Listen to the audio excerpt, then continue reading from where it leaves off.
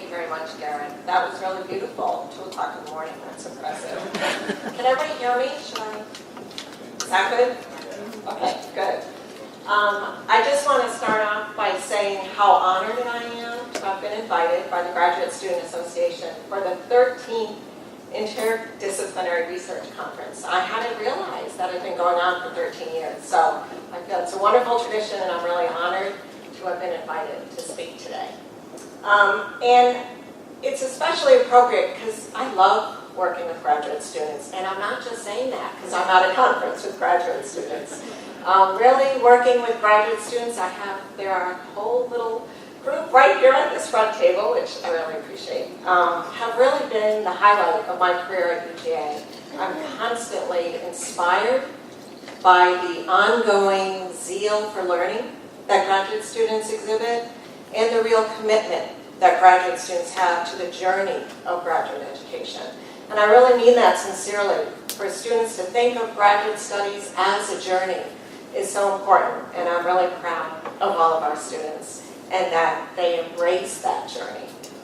So just wanted to offer that as an entree to my talk today, which really, I really want to celebrate in my remarks the theme of the conference.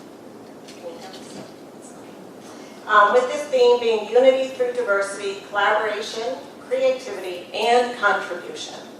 It has a special resonance for me, that theme, as we near the close of this academic year, almost at the end of the semester. And I reflect on my experience as a faculty member engaged in interdisciplinary research, as Garrett very nicely remarked on. But to give you a little more specificity about that, for the past several years, I've been a member of the Cluster Research Group, housed in the Engineering Education Program. Cluster, which I think is an appropriate acronym, means collaborative lounge, not lab, lounge, for understanding society and technology through educational research. And it's comprised of faculty and graduate students from engineering, the Lamar Dodd School of Art, and the College of Education. This kind of campus crossing, collaborative inquiry, is an example of the context from which my ideas about interdisciplinary research are generated. Indeed, for my remarks today, I want to focus in on the concept of collaboration as a kind of nexus for successful interdisciplinary research and how it can facilitate creative, generative contributions, which is the foundational aim of research across disciplines, no matter what subject area you're involved in. Okay, so let's begin with an analogy used by Janet Donald that inspired the title for this talk, The Commons. Donald derived her meaning from the British tradition of commons, in quotation marks. However, as someone who grew up in New England and attended college in Boston, the image that immediately comes to my mind is the Boston Commons. I don't know if anybody has ever visited the Boston Commons, but there's a picture of it. Just one slice of the Commons. It's a huge parcel of land dedicated to public use. And I really feel like this image lends itself to that definition of commons as land set aside for common use. I feel this is an especially appropriate analogy for a conference on interdisciplinary research at the University of Georgia, one of the earliest state-chartered land-grant public universities in the country. With its mission to serve the people of Georgia within an interdependent global society, the concept of meeting in the commons through collaboration and inquiry holds special relevance for graduate education at UGA. As the university seeks to prepare its graduate students to work within a community of scholars that may span continents, it is critical to facilitate that professional development through interdisciplinary connections that may at least start by spanning departments in the home commons of UGA. It's important, though, to move from this idea of a commons to that of a community. As in the notion of an Italian piazza, where the members of a community come to socialize, discuss community issues, and offer support to each other. While each community member returns to their respective homes, as we do working in our disciplinary homes at the university, where it's really in the piazza where allegiances are formed and business gets done. In this image from the Piazza Repubblica in Cortona, Italy, with its layered history, which you're only seeing just a slice of the piazza there. But it's built upon Etruscan ruins and has an intermingling of medieval and Renaissance architecture, which I hope that you may see as an analogy to interdisciplinary research as the piazza of scholarly discourse. We may also make connections to the humanist ideals of the 15th century, which valued the inquiry into and mastery of many subject areas, with scholars convening for dialogue and debate as depicted, for example, by Raphael in the School of Athens, which is in Rome, a fresco in Rome, or moving into the modern era, in the streets of New York during the Harlem Renaissance, or fast-forwarding to the 21st century, in the salons of the educational philosopher Maxine Greene in her New York apartment, or in cyberspace. Oh, whoops, wait a second. That works. It won't, no, this works, and then that'll work. Or in cyberspace, like this visionary website. I don't know if anybody has ever visited the website Edge, which seeks to, this is the quote that's just at the top, to arrive at the edge of the world's knowledge, seek out the most complex and sophisticated minds, put them in a room together, and have them ask each other the questions they are asking themselves. Or, as we are doing today, there it is, at this interdisciplinary research conference. So another way to explore interdisciplinary research is via an intellectual community that may span disciplinary homes, institutional homes, and geographic locations. The construct of an intellectual community, as applied to graduate education, was one of the compelling ideas that came out of the Carnegie Initiative on the Doctorate.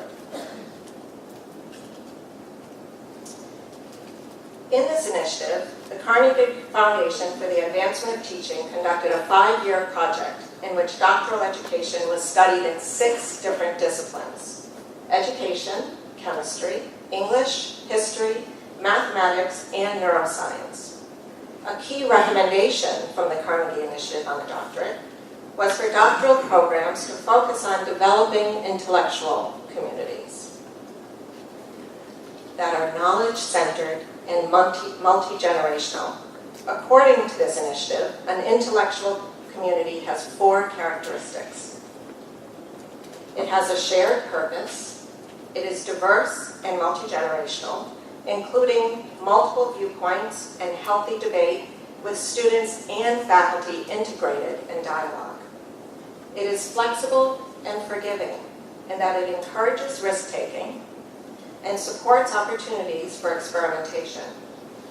It is respectful and generous, as the members of the intellectual community act with civility and respect and are connected through a shared aim.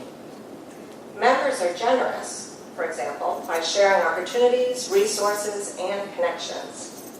Clearly, today's conference may be considered an intellectual community. The challenge is to sustain and enlarge the connections fostered today and generative contributions and collaborations in the future. For when collaborating amongst disciplines, there are often allegiances to certain paradigms or adherence to epistemological lenses that may seem singularly focused, so that interdisciplinary research, that is, the integration of diverse disciplines, content, methods, or insights, may seem obstructed by these frameworks, rather than constructed from them. So as a path forward, I consider you to ask, what is held in common? Another lens for approaching collaboration is through transdisciplinary research. Carolyn Krieger defined transdisciplinary as research that is directed at problems that go beyond or transcend the boundaries of particular disciplines. As a scholar studying higher education, Krieger emphasized the urgency of fostering transdisciplinarity. She writes, "The implication of higher education is that unless institutions pay closer attention also to transdisciplinary knowledge production, students may not be adequately prepared for the demands of the modern knowledge society." Donald identified common thinking processes across disciplines that can support the development of transdisciplinary thinking, including recognizing organizing principles, the ability to change perspective, and most importantly, being able to identify the context of the problem or question under investigation. When one considers the definition of collaboration from the Oxford English Dictionary, that is united labor, cooperation, especially in literary, artistic, or scientific work, one sees the benefit of looking across disciplines for common denominators of concern. As many of the sessions in today's conference attest, there are examples of interdisciplinary research being conducted by individuals. We can see that in the posters in this room in some cases, as well as in teams.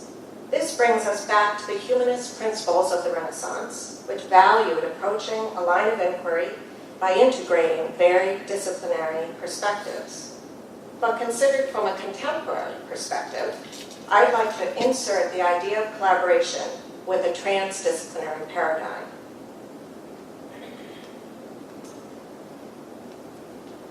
That may become manifest internally as well as externally. That is, whether working alone or with others, integration can occur amongst disciplines within your line of inquiry, drawing from the collective knowledge amongst disciplines throughout history. I ask you to consider, as you go forward in your graduate education, what are different ways of looking at a problem? How can transdisciplinarity foster creative and generative contributions to scientific, humanistic, social, and artistic problems of common concern? Thank you.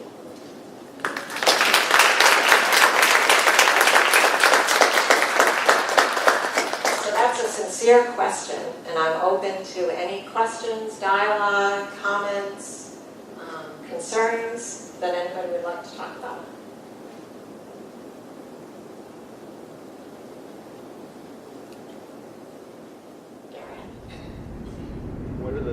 I'm thinking on a very practical level. Like, can you give me some examples or scenarios on how you're able to foster that? There's some tricks, something along those lines. Tricks is, Could you repeat the question? yeah, so, I'll repeat. I have the mic, so I'll repeat. So Garrett was asking, what are some practical ways that you might, or some examples? And so the first one that comes to mind to foster this kind of transdisciplinarity is a project that I'm working on right now with Bonnie Cramen from the College of Education and faculty from engineering, Nadia Kellum and Joe Balder, and graduate students from education and art education and engineering education. So this idea that there are graduate students from different disciplines, faculty from different disciplines, working together on a common problem. And that problem has been, for us, what is synergistic learning? So what we're really investigating is how do students bring together understandings from all the different areas of their lives, from course content, extracurricular activities, life experiences, because that is how we learn. We don't learn in isolation out of a textbook, at a desk, in our study. We bring all knowledge from our whole life experience. And so as a research problem, we're studying that idea of the synergy of learning from an engineering perspective, from an education perspective, an arts perspective, and a creativity perspective, and bringing all those different paradigms, that different expertise, to bear on studying that in a very concrete way in a curriculum. And so seeing it manifested and then studying what might be the mechanisms that contribute to that kind of synergy. So that's a very personal example of something I'm working on, but I think it has to be done in practice. You know, the kind of problems or questions that you're studying need to be done in which they're occurring, whether it's the laboratory or the classroom or out in the field. Thank you.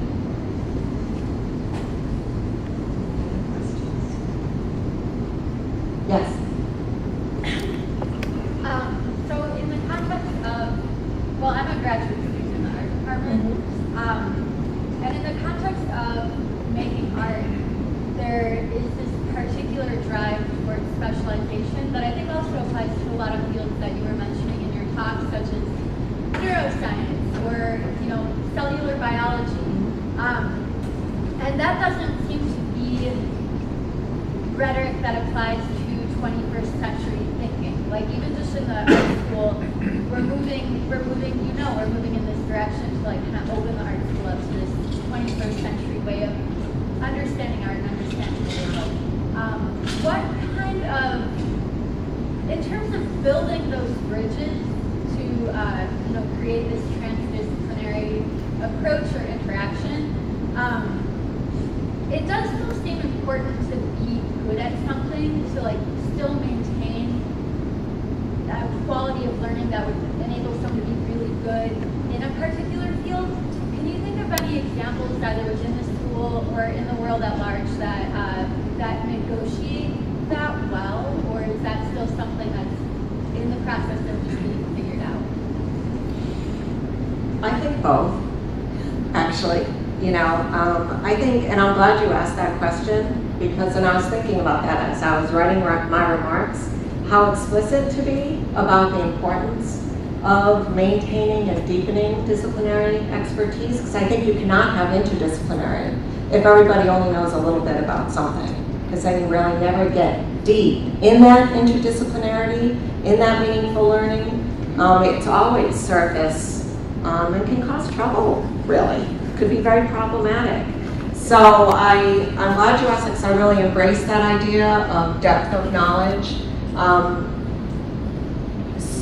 But I think it's a gift, that depth of knowledge that each person brings to a collaborative environment, which is why I really wanted to focus on the idea of collaboration in my talk.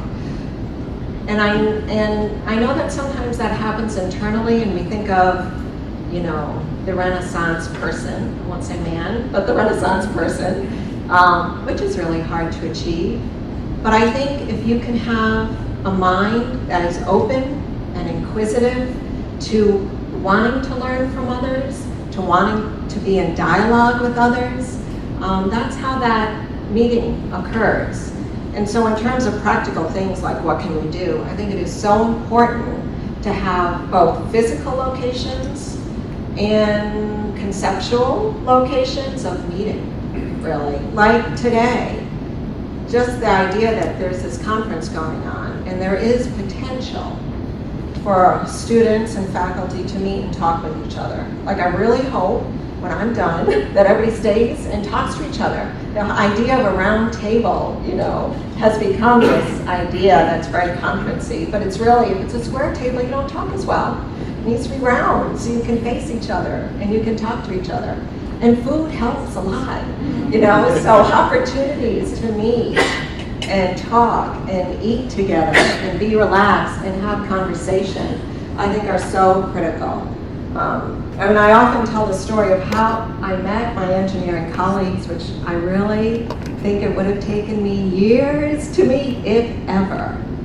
Because I'm really not, I have no engineering background, none, okay? I like Legos, building things, but I don't come from that kind of background. So, I mean, I wouldn't have just bumped in necessarily to members from engineering, but it was because of the Lilly Fellows program, which is a faculty program here at UGA that brings together faculty from different disciplines from all across the university, and we meet and talk about issues that are relevant to us. And that's how I met Nadia Kellum from engineering. So I think it's critical to have structures in place like that that are open-ended, so that it's not like an agenda that you have to follow, but it provides a meeting place for ideas to generate.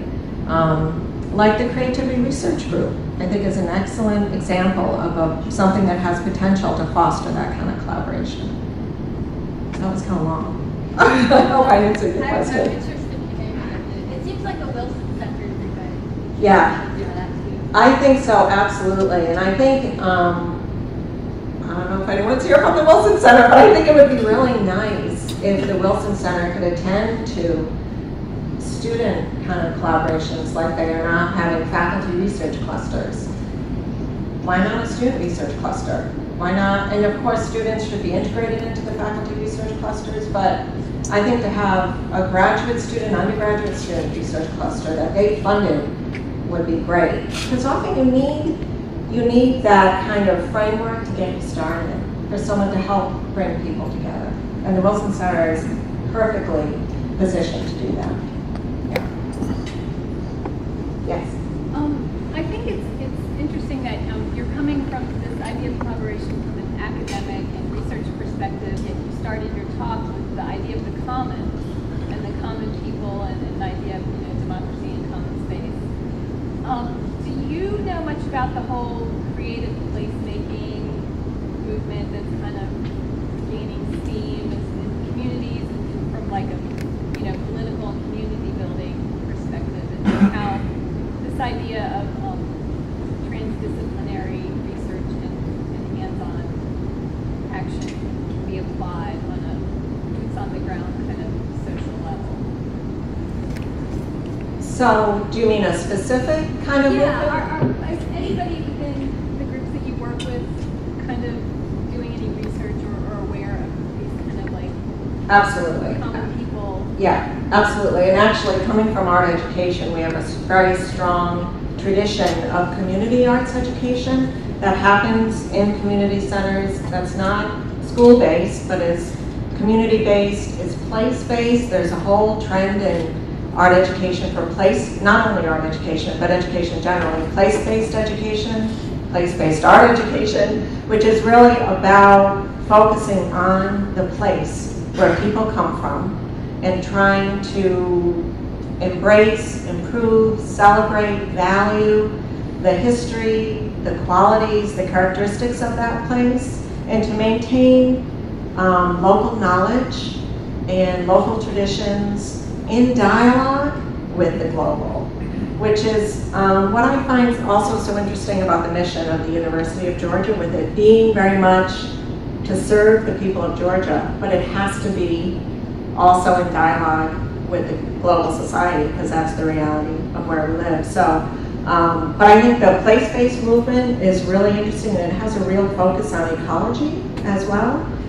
So there's this interdialogue between ecology, aesthetics, history. It's very inherently interdisciplinary. And so that's one example of that. Community arts education in general, happening in the community centers, that kind of thing. I don't know if that answers your question. Bonnie? You talked about a couple of things that have helped interdisciplinary research. Can you talk about some of the barriers, not just at the university level, but in general that you see? Yeah. So I think some of the barriers are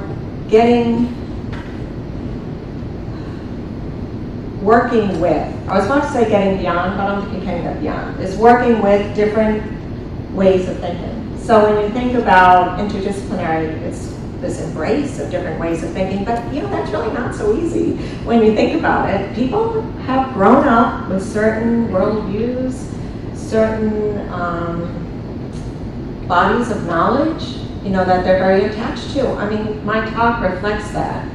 I'm Italian. I'm of Italian American descent. So you put forward things that you come from. Hopefully it's in a generous manner to invite conversation. But I think that sometimes it's hard for people to see another perspective, to be open to another person's perspective. And so I think that is really one of the biggest barriers to interdisciplinarity being done in a really deep and meaningful way, is that it's not just paying lip service to, oh, you think quantitatively, I think qualitatively. You know, you have to get beyond that. And also at the university level, sometimes there are structures that make it really hard, for example, to co-teach. Sometimes, you know, you just have to set up a class that's occurring at the same time in different departments and you meet in the same room. You know, there are things like that that you can get beyond to try to have that happen. But that is a very real barrier, those kind of institutional structures. Yes, in the back. Yes, I was thinking about how funny it is. You know, coming from an interdisciplinary program, I think we do this experience backwards in our students. Is our own insecurities. Is our what? I'm sorry. Our own insecurities. So, I mean, as faculty, many times we're just not willing to say, I don't know anything like that, and I need your expertise. And I think that's what we have to break down. That's what we have to teach. And egos, too, I think. So it's, We don't kind of give up that. yeah. Yeah, not only, you know, to let go of the idea and to feel confident that you don't have to be the expert, that you can value someone else's expertise and learn from them. So there is very much a kind of disposition that I think is conducive to working interdisciplinarily that we need to acknowledge. Yeah. Yes. Kind of piggybacking on those two things, how do you address criticisms or questions about interdisciplinary research when it comes to things like the rigor of interdisciplinary work or the rigor of, say, active presentation of research in social sciences? What, you know, rigor, validity, reliability, how do you address those questions? Personally, of course, I come from a qualitative research paradigm. So, but I feel very strongly about rigor.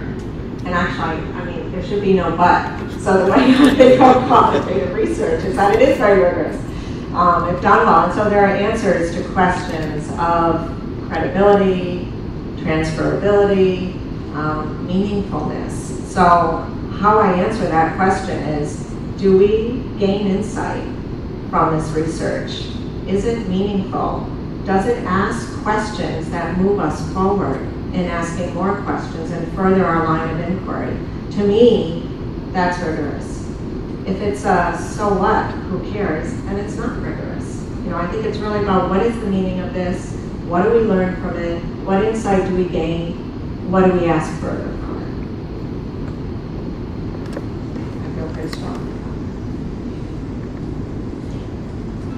So speaking to another specific barrier, you know, often when we get into that depth of knowledge that you speak of, we get into this jargony language or siloed kind of language, and so it's difficult to ever really discover where that bridge happens. And what is your experience for the best way of overcoming that? You know, where do we start that process? Defining. You know, I think not using that jargon, having a good sense of interpersonal relationships. So if you're talking to someone and they're like, you can tell, they don't know idea what you know, backpedal and define, not in an arrogant, you don't know this kind of way, but in a sharing, open-minded kind of way. And I mean, I think some jargon, like I just used, credibility, transferability, it's not so jargony. I guess the way I think about it is you use words that someone can understand what it means. Transferability means to transfer. Other words are not so easy to understand. I think also, though, in a different discipline, there are terms that if you haven't encountered them, you haven't read. Okay, like my son's science homework last night that I was helping him with had the phrase primary consumers in the food chain. Does anybody know what that means? It's a test. No, see, okay, you might know, you don't want to say. But I learned last night that, if I can remember, primary consumers are primary producers, no, I don't remember. But it's having with phytoplankton and who eats the phytoplankton, and it's generated then by the coral, and it was this whole food web. I couldn't have helped him with that question if the definition wasn't in the story. You know, and so there are examples of that. Marissa's like, what? So there are examples of times when you need to look up the answer. You need that content information. You know, so it's about sharing that, providing resources, making it accessible to people, and not keeping it to yourself. Yes? I was just going to say, I think another kind of challenge or perhaps a skill that helps with that, often I see that there are problems that are met with someone that has a question and someone else that has a technique. And often the techniques folks don't necessarily even know how to communicate what possible techniques they could apply to that question. So it's a communication skill. And I think oftentimes techniques folks might not be that great at communication skills sometimes. So I'm thinking about engineering, or in my case GIS, applying GIS, it's geospatial, like Google Earth or Google Maps, right? So making maps, digital maps of your environment, and spatial analyses of problems. So often people don't know how to communicate with another person how we could picture a problem or how we could analyze that problem. And by the same token, the person with the question doesn't know what's possible. So it's like a magic box, you know? So we're just gonna put the data in, and then it just magically, gives us an answer. So there's a melding, I think, there's a skill on both sides, being open to giving over your data to this black box, and being able to communicate what the black box does, what the capabilities are. I don't know. I think that was more of a statement than a question. And I guess I would challenge you to think outside of the black box, too, you know. And I think what you said about an openness is what's so important. I think it's a disposition that can be cultivated, that sense of openness and listening and wanting to learn from each other. And I think if people come to the table with that kind of disposition, that and it may take some time, you have to have patience, but that communication can be fostered. I was just going to make a comment on what you said, because I think those 4 characteristics of the environment are so important, and I think the emphasis on respect, if you go in respecting other people's fields as well as their knowledge, and not thinking that, oh, my field is better than yours and my way of doing is better. If you go in with that respect and respecting the individuals and being open, and that, to me, that environment, those 4 components are so important. Yeah, I agree. I have found that framework to be something that has stuck with me since I discovered it as something that can apply really to any kind of a situation. So thank you for bringing that forward again. One more. There is one. Yeah, thank you very much.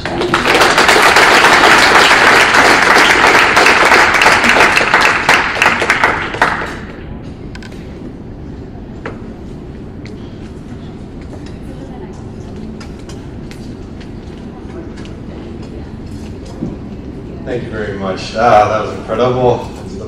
That's what I came here for. Okay, so sorry to ask you to not to eat while she was speaking, but I think we do have some plates and such now. The food has been generously, this was reduced by homemade catering and some nice, good, healthy food. I hope you enjoy it and take some of the great advice that Tracy was saying, that sometimes food helps conversation. So carry on. 1 o'clock is when we start the other presentations. I encourage you to check out the Interdisciplinary Program Fair that's nearby. Some great opportunities, some great people working on big projects. A couple other things, make sure You take your plates back. We have some reusable containers for that. And thank you, and have a great time. This afternoon's gonna be amazing. And we have some surprises for you around. Well,